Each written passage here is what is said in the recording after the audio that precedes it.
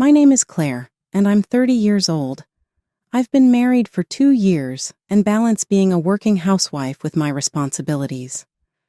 I met Scott, my husband, at work, and we currently have a great life together.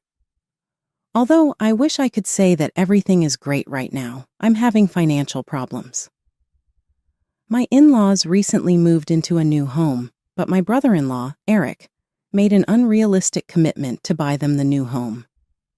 Eric frequently switches jobs and quits them quickly after starting, making him unreliable. His current employer overworks him and pays him little. Nevertheless, he was able to obtain approval for a 35-year mortgage because he had never been in debt before. He then overreached himself and took out a 10-year loan to buy my in-laws a new automobile. Standing on his knees, Eric begged Scott, "I won't cause any more trouble." He spoke to Scott. "Will you lend a hand?" "Just $200 a month will suffice." Scott is affable and gullible. Even while $200 might seem doable given our income, it's still a significant sum. Furthermore, we first opposed Eric getting a loan. "I owe my brother. Helping him out a bit is fine," Scott remarked in response to my attempt to convince him. "Don't be concerned. I'll pay with my own money." Scott told me about becoming lost in the mountains as a kid and how Eric discovered him and saved him. Ever since, Eric has frequently used his role as a lifesaver to impose expectations on Scott. After Scott agreed to help with the loan payments, Eric's demands escalated. The agreement to pay only $200 a month soon increased by $100 each month, and we ended up covering 90% of the payments. Scott's monthly allowance couldn't cover it, so I had to contribute. While saving money, I don't waste money, so I could afford to pay this amount, but honestly, I don't want to spend unnecessarily, especially since I want to have children in the future. Hey, wasn't the deal just $200? I can't understand how it came to this. It's okay now because I'm working, but what if I can't work anymore after having kids? We won't be able to pay then. That's true. Okay, I'll tell my brother that we can't pay after we have a child. Promise me. I can't forgive this even now. Scott called Eric to arrange that the payment would stop once we had a child. After that, I started trying to conceive. I didn't want to pay for Eric anymore, and then I got pregnant. Finally, I'm free from helping with Eric's repayments. I felt relieved. I didn't want to get pregnant in this situation, but it was the only way to change things. Then, Scott made a suggestion. "Claire, I've been thinking. Maybe you'll agree with this idea. What's going on? Can you tell me more about it?" Actually, Scott's suggestion was a great idea. I was initially anxious, but I agreed to his proposal, thinking that if any problems arose, my child and I could escape. When I was 5 months pregnant, we didn't renew our apartment lease and decided to live with my in-laws. My in-laws were delighted, and I commuted from their house until I finally went on maternity leave. It's good to be dedicated to work, but don't push yourself too hard for the sake of the child. I couldn't fully accept my mother-in-law's concern. "We're paying part of the mortgage, so it'll be tough without income." My mother-in-law smiled at my response. To be honest, I thought it was unfair to ask Eric to pay the mortgage. It's reassuring to know you two are helping. Her words made me slightly suspicious. It seemed like she didn't want Eric to pay, but it was fine if we did. I tried to forget her words, thinking it might be a misunderstanding. After that, I built a good relationship with my mother-in-law. There were no typical mother-in-law issues, and my father-in-law was a gentle person. I was initially worried, but then I was glad we lived together. I had no idea then that I would see an unpleasant side of my in-laws. Eventually, I gave birth. I planned to take a year off for childcare, thinking that I wouldn't have to pay 90% of the mortgage anymore, lightening my spirits. But Scott showed me a message with a worried look. It was a one-sided message from Eric. "Sorry, I couldn't stick to the job again. I'm working part-time at an inn in the countryside. I'll pay 20% of the mortgage as usual, so please transfer the rest to my account as before, please. Scott sent several messages, but Eric ignored them and didn't even read them. When Scott tried calling, Eric had blocked his number. What are we going to do? We need to raise our daughter right. Let's ask your parents to pay part of the mortgage. We can't afford it with just your salary. You're right. I'll talk to them. You have to. It doesn't matter if we owe them. We need to find Eric and make him pay. As I expressed my anger, Scott went to his parents' room with a resigned smile, but it didn't go well. When Scott suggested that they help with the mortgage, his parents got angry and came to me. Scott stood behind them, looking awkward. You said you wanted to support Eric and agreed to pay part of the mortgage. Keep your promise. I retorted angrily to my father-in-law's words. Just to let you know, we never wanted to make these loan payments in the first place. It was Eric who forced this situation on us. It's because he irresponsibly took out a loan that we've had to rely on Scott. At these words, my mother-in-law began to defend Eric. How can you be so cold-hearted? They're brothers, after all. Shouldn't it be fine if they share the financial burden? Can't you be a little more filial? It was you who made Scott ask us for money, wasn't it? Kind-hearted Scott would never say such a thing. It's true that I said I didn't want to make any more payments. Initially, Eric agreed that contributing $200 would be enough, and that was only supposed to last until our child was born. However, that agreement was broken, prompting me to question, shouldn't you help out? We never said we wouldn't pay anything. Well, how cheeky. I don't mind being cheeky. If Scott and Eric were sharing the burden equally, I could understand. But we are paying 90% of it. It's us who are suffering because Eric suddenly decided he would handle the loan. Despite everything I said, my in-laws didn't seem to understand. Don't be so arrogant over such a small amount of money, they said. As a daughter-in-law, you should just obediently follow what Scott and we say. At that moment, Scott, who was always gentle and calm, changed his expression. I felt a chill down my spine, remembering the saying, the gentler the person, the scarier they are when angry. Scott, still smiling, began to speak. All right, I understand. Then we will leave this house. The reason we moved in was that I was worried about leaving Claire alone after she gave birth. Claire's parents had always said we could live with them, so we'll move out once we're ready. I nodded vigorously at Scott's words, feeling relieved. Actually, that had been our intention from the beginning. If we were going to pay the loan, we agreed to live with Scott's family under certain conditions. I didn't want to live with my in-laws, but I agreed to do so under the conditions Scott said. The condition was that if the in-law sided with Eric, we would immediately leave their house and stop paying the loan. We had already contacted my parents, and they said we could come to them any time if anything happened. Still not understanding, the in-laws confidently said, "Do as you like." 3 days later, we packed our belongings and headed to my parents' house. Actually, both our workplaces were closer to my parents' house, so it was more convenient. When we arrived, my parents warmly welcomed us, and my favorite dishes were prepared. My daughter also received a lot of love, and although Scott was initially nervous and careful, he began to bond with my father, drinking and laughing together every night. About a month later, my in-laws and Eric stormed into my parents' house. Apparently, Eric had gone back to his parents' house complaining about Scott not transferring the money, and then the three of them came to demand payment for the loan. We dealt with them without letting them inside. "Why didn't you transfer the money?" they said. "If there's a shortfall, you should pay it yourself. Is that how you treat your benefactor?" So arrogant. Benefactor? How long do I have to be grateful? If anything, I feel like I've helped my brother out more times than I can count. What did you say? You're alive today thanks to me? Have you forgotten that day? Eric raised his voice in anger, trying to overpower Scott. Perhaps he thought that gentle Scott would comply if he yelled. I couldn't stand it anymore, and before Scott could say anything, I shouted back at Eric, "Enough is enough.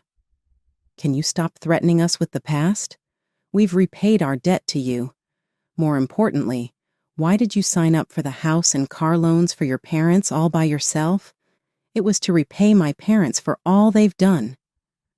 That's a lie. There were other ways, like a parent-child relay loan. I know you told Scott that your annual income isn't even $30,000, and you weren't sure if you'd pass the loan review. My words left my in-laws with shocked expressions. Eric, what do you mean your income isn't $30,000? Was it a lie when you said you had changed jobs and were earning over $80,000 and we could rest easy? Hey, Eric, answer properly. As my mother-in-law pressed him, Eric paled and started sweating. That's not true. Where did you hear such a thing? Maybe Scott, did you use the speakerphone? Maybe it was a misunderstanding. He tried to escape with an explanation, but it was too late. Scott played a voice recording from his smartphone of his conversation with Eric. I exaggerated about earning $80,000 when I didn't even make $30,000. I was hoping the loan review wouldn't go through, but it did. I can't afford the loan payments. Can you help me? You owe me for saving your life, right? Scott stopped the recording and looked coldly at Eric. Gone was the usual gentle Scott. I'm the type who's curious about things. I record all my calls. Claire knew because she heard this recording, not because I used a speaker. It's thanks to me that you're here today, so help me with what I want to do. Don't you want to be filial to your parents? I took out the loan intending to be. Maybe you helped him as a child, but we've repaid that debt. Please don't ask for more. We have a daughter now and need money for her future. You just want to look good in front of your parents, right? Then do it on your own. I said that as I was unable to contain my anger. Scott quietly patted my shoulder. Thanks, Claire. That's enough. Scott, since we were kids, our parents always favored Eric. I was always second. Eric probably took out the loan not really to be filial, but to curry favor with them, and he took out the loan knowing he couldn't pay it, planning to make us pay 90% of it. There's no reasoning with such people, so we're cutting ties. Scott glared at his parents and Eric. Seeing this, my in-law started to make a fuss.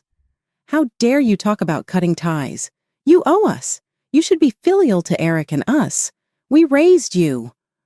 That's right. Do you know how much money we spent so you could go to college? Pay the loan expenses as a way to repay us. Each time my in-law said something, I grew more and more disgusted. If you keep causing a scene, I'll call the police. Please don't contact us anymore. With that, I forced all three outside and slammed the door shut. Soon after, the police arrived, and my in-laws and Eric left quietly. It seemed my parents had called 911 over 10 minutes ago, sensing the argument would escalate. Afterwards, we explained the situation to the police and sent them home. It seems that the police can't intervene much in family matters. We talked with my parents and decided to move out immediately. We found a new place easier than expected and started living in a new apartment with our daughter. 2 weeks later, we told my parents our address and promised to visit occasionally, but we didn't tell Scott's parents or Eric anything. Scott changed his phone number and took steps to ensure that his parents and Eric couldn't contact him. Later, Eric apparently struggled with the loan payments and, along with his parents, managed to make the monthly repayments. Scott's father had already retired, and his mother had long been a housewife enjoying a pensioner's life. However, due to the loan repayments, both had to start part-time jobs, leading to a tough life, given their declining health. Eric returned to his parents' house and found a new job. He earned a minimal income, which angered his parents. A friend living near Scott's family told us that they're barely getting by, looking constantly downhearted. We are enjoying a comfortable life in our new apartment, just the three of us.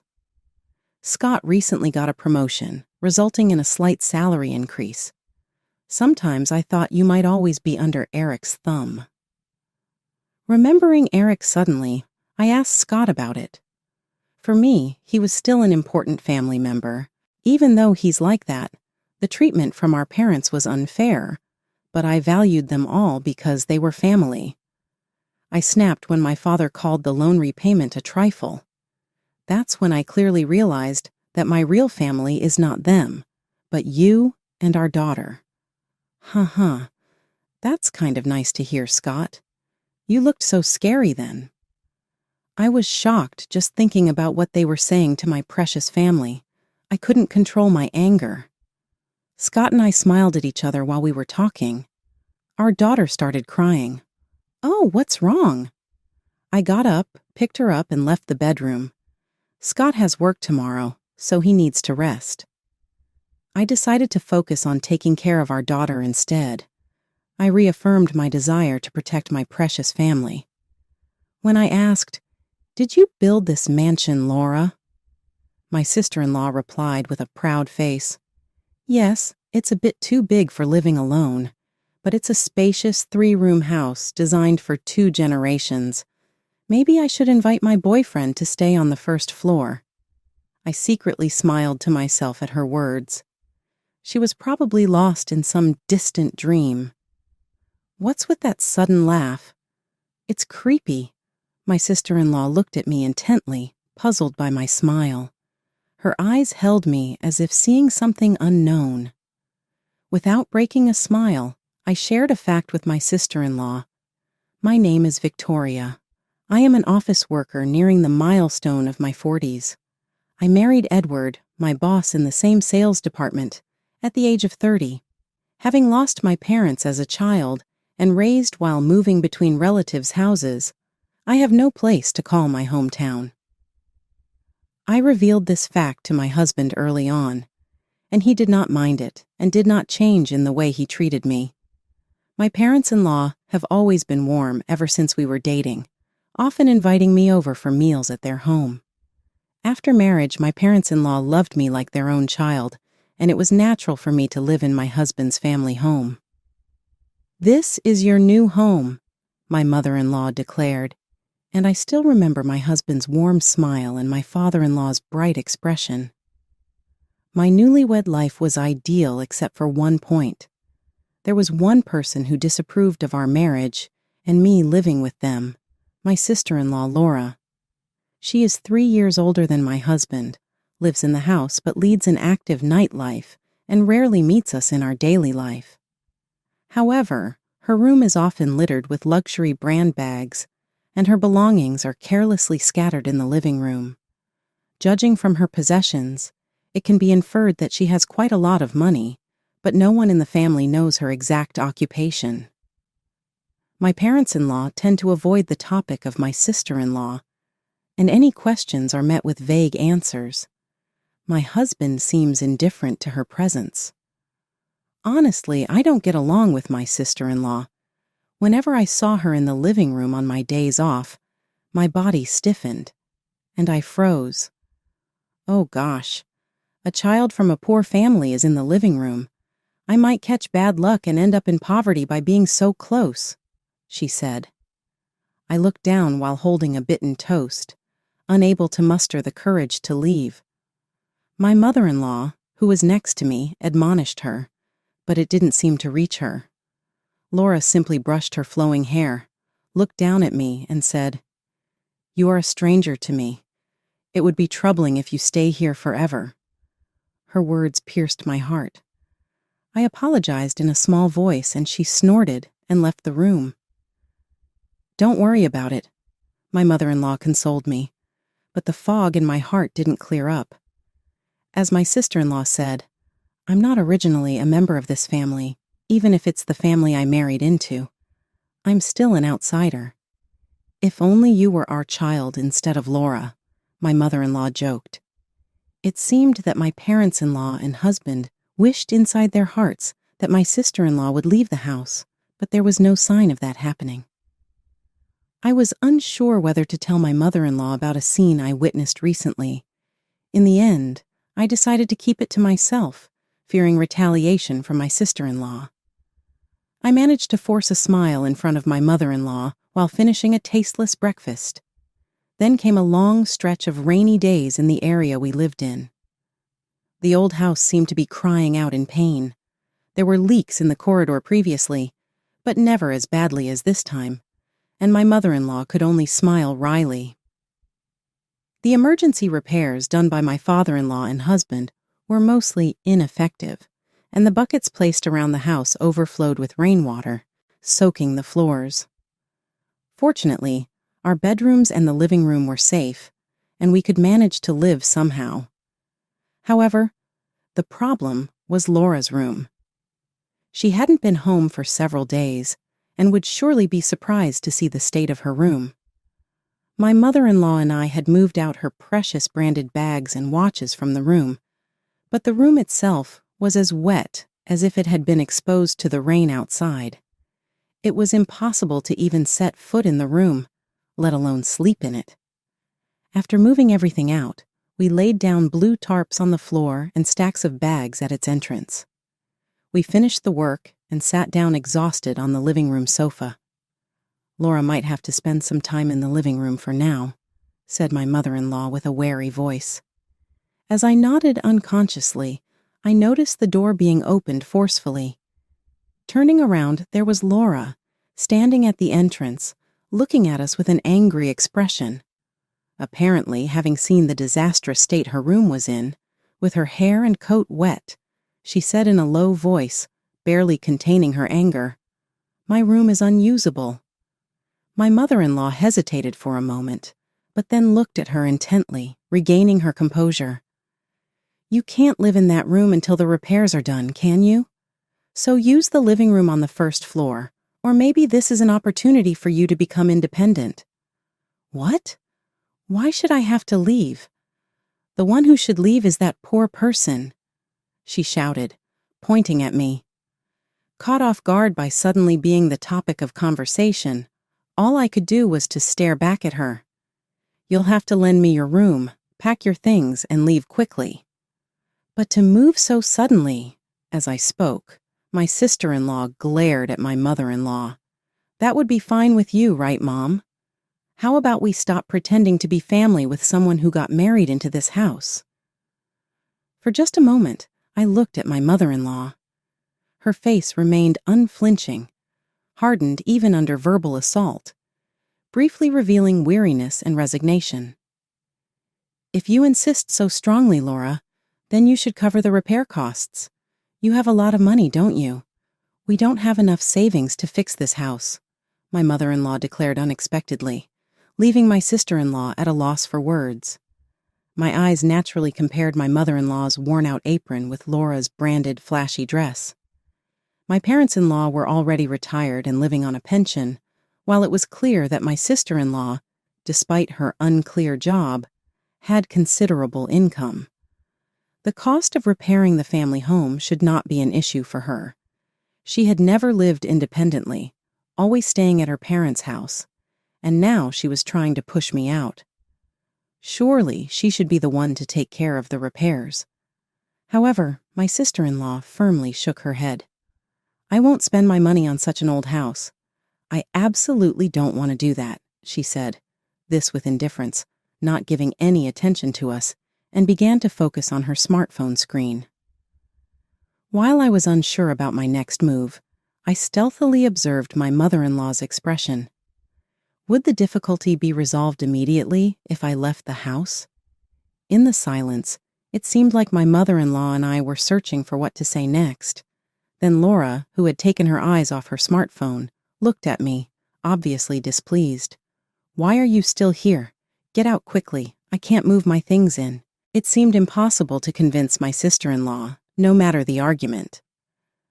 When my mother-in-law looked at me, she murmured apologetically, "I'm sorry." Hearing those words, I nodded in acceptance. I had brought only a few belongings to my parents-in-law's house. I packed my minimal essential clothing into a suitcase, crammed my daily necessities into a bag, and returned to the living room, just as my husband came home and confronted my mother-in-law. After speaking to my husband and exchanging a few words, I left the house, leaving behind my mother-in-law's faint voice saying, "Sorry, both of you." My parents-in-law seemed unable to speak against my sister-in-law for some reason. As my husband muttered something while pulling the suitcase, I asked him a question, and he quietly answered, "Laura is actually the child of Dad's previous wife, and Dad feels guilty for separating her from her mother. Mom can't say anything because Laura is her stepdaughter. Nevertheless, it seems both of them are overly fearful of her." My husband's murmurings dissolved into the slowly darkening sky. I felt a snag in my heart, yet I could find no words to reply. Now, more than ever, I must consider our own living situation rather than that of my in-laws. We need to visit a real estate agent soon to find a new place to live. Desperately suppressing my sinking heart, I started discussing dinner plans with my husband in a bright tone. After spending a few days in a hotel following our departure from my in-laws' house, we were fortunate to find an apartment conveniently located near our workplaces and not far from my in-laws' house, allowing us to start a new life without the need for a major move. Half a year had passed since we left my in-laws' house. As planned, we left the apartment on our day off and headed to a specific location. In just a short 15-minute walk, a gleaming new house came into view. A few cars were neatly parked in the spacious driveway, and it seemed a barbecue was being held in the garden, which was partially visible from the street. Stepping onto the property unexpectedly, I spotted the person of interest at the center of the laughter and conversation. She noticed me and looked surprised. "Oh, it's you, Victoria," my sister-in-law said as she informed her friends of something, and then made her way through the crowd toward me. She was still dressed in flashy jewelry and an expensive dress, exuding the air of affluence. Standing before me, her demeanor shifted from the bright air she had given her friends to a cold gaze as she looked down at me. "I don't remember inviting any poor people." "What did you come to search? The garbage?" "No, I didn't come here with that intention," I humphed. "It seems you can't become a proper adult without parents." I didn't respond to my sister-in-law, but looked around instead, noticing her friends and acquaintances gathered in her new home celebrating the housewarming. Although I hadn't received a formal invitation, my husband had learned about the party through her social media account and had informed me. After surveying the surroundings with a calm demeanor, I looked back at my sister-in-law. "Did you build this mansion, Laura?" I asked, to which she proudly replied, "Yes, it's a bit too big for just myself, but it's a spacious 3-room house for 2 generations. Maybe I should invite my boyfriend to live on the first floor." I secretly smiled to myself at her words. She was probably indulging in some distant dream. "What's wrong? Don't start laughing suddenly, it's creepy." My sister-in-law stared at me, puzzled by my smile. Her eyes held me as if looking at something unknown. Without breaking a smile, I revealed a fact to her. "Actually, this house is mine." My sister-in-law stopped in her tracks. "You must be mistaken," she said, tilting her head. I confidently reiterated that the house was indeed mine. Her complexion changed abruptly, turning red. "What nonsense are you talking about? Stop joking." As expected, my sister-in-law attempted to argue back forcefully. Her loud voice caused some of the surrounding people to turn and look our way. My sister-in-law watched my next move with a somewhat embarrassed shrug of her shoulders. I took a document from my bag and presented it in front of her. "Is this a deed?" My sister-in-law stared at the document I presented. I pointed to a specific line in the document, and her gaze followed. At that moment, her facial expression twisted. My name was clearly written on that deed. The new house that my sister-in-law believed was hers was actually mine. After my parents passed away, I had saved almost all of the insurance money and inheritance I received. I had dreamed of building my own house since adulthood. Seeing the deterioration of my parents-in-law's house and their hardships, I decided that it was time to use that money. And I was determined that this house must not be taken by my sister-in-law. In fact, I financed and built this residence. However, you have been claiming it as your own without permission, and even hosted a party here before I knew it. A crowd of curious onlookers had gathered around us, quietly watching the unfolding situation. The tension gradually escalated as people began to ask, "Isn't this house yours?" "Yes, it's my house after all. The deed and the keys were meant to be given to your parents since we were planning to live together. Did you take the keys without permission?" As I continued speaking, I regretted my carelessness for not having given the keys to my parents-in-law beforehand. I wondered why my sister-in-law did not realize that I was the one who had built the house, even though she must have seen the deed. Perhaps she had been indulging in the ideal fantasy of living there only with her parents. "Have you been receiving money and valuables from your parents in this way until now?" I asked sharply. My sister-in-law lost her words for a moment, looking stunned, but soon countered with an angry voice. "Stop making such empty excuses. My parents were supporting me so that I wouldn't have to work. Isn't that what parents are supposed to do?" I retorted with a cool force. "For your lavish lifestyle, the two of them cut back on food expenses and saved money. How do you think your friends would feel if they knew you were living the high life by depleting the savings of your parents who are working hard and saving to the extreme?"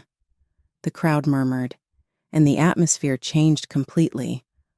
The relationships my sister-in-law had built on the foundation of money seemed to crumble audibly. According to my husband, who had shown me her social media, she claimed to be an investment expert and proudly displayed expensive cars, bags, and watches worth a month of my salary. Her circle consisted of celebrities and those pretending to be one. If it was revealed that her luxurious lifestyle was built on the extreme saving and precarious living of her parents, no. "Everything this person is saying is a lie," my sister-in-law tried desperately to explain to the onlookers, but skeptical gazes gradually cornered her. There was no longer anyone who admired her. They left the garden one by one, heading back to their respective homes. Soon, only Laura and I were left in the vast garden. The savory smell of the barbecue melted into the silent air. She collapsed onto the ground, powerless. Then, hearing modest footsteps, I turned to see my parents-in-law standing with stern expressions. They glanced at the bright new house for a moment, before looking down at my sister-in-law sitting on the ground. "We have spoiled you too much until now. From now on, you must stand on your own 2 feet and live on your own," said my father-in-law with weighty words. My sister-in-law seemed to look at them with tears, begging for help. "Aren't you going to live in this house then? Give me the old house. What am I supposed to do if I don't have a place to live?" Her desperate cry was drowned out by the sound of footsteps on the lawn, and then my husband appeared. As if seeing through my sister-in-law's heart, he stated matter-of-factly, "The house you grew up in has already been demolished, so there is no place for you to return. Apologize to Victoria and live here, or else you'll have to live independently. How can this be?" In the end, my sister-in-law remained crouching in the garden, beginning to cry. However, her pride was too high to apologize to me. As expected, she continued to blame me, but never asked to stay in the house. With no more assistance from her parents and being evicted from the demolished family home, she seemed lost. The only way for her to live independently was to work, but finding a job was difficult for her, who had never worked properly before. According to my husband, she barely managed to get by with a live-in job at a hotel. She had found later she was seen visiting my parents-in-law and husband, begging for financial help, but my husband stated, "If you come here again, I will call the police." Her failure to apologize to me and ask for help might be seen as a sign of excessive pride. On the other hand, my parents-in-law offered to share the construction costs of the new house, but I declined. The house was built with the intention for us as a couple to live in. Their sentiment alone was enough for me. Still, my parents-in-law were adamant about offering financial support. After much deliberation, instead of accepting the money, I asked them to take care of our future child. At that time, I had just learned that I was pregnant. My parents-in-law were overjoyed at the news and wholeheartedly welcomed the addition to the family. My husband, knowing that our child's birth was imminent, became even more devoted to his work. This new house will proudly fulfill its duty as the final residence for my parents-in-law and as the place I can always return to.